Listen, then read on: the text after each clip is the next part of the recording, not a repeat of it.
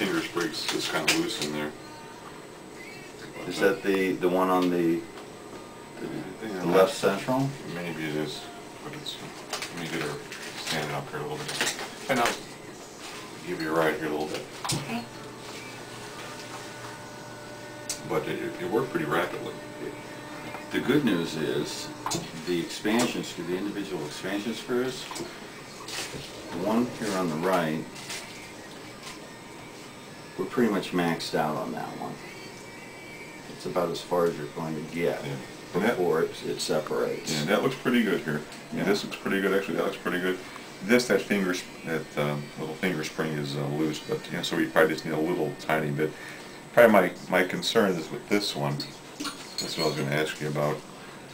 Number 23 here. Right. About basically, I kind of need this part to go a little bit forward, and I was thinking of trimming.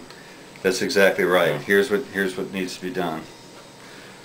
What we're going to want to do is, excuse me, Tanya, get rid of this, which is hanging up on the canine there. The canine. See that? Take that corner off, and then just use a cross-cut burr and relieve it right here.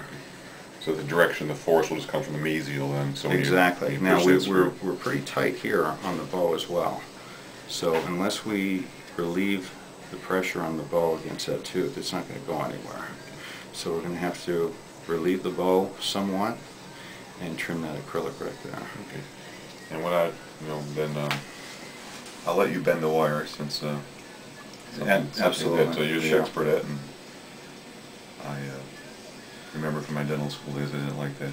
And it seems like I just want that kind of rotated almost, just from the kind of push that out, so that instead of being in this angle, it's just going to come a little bit like that. That's exactly what we wanted. So we essentially just want to take that corner off and put the force on the mesial of the lateral. Okay.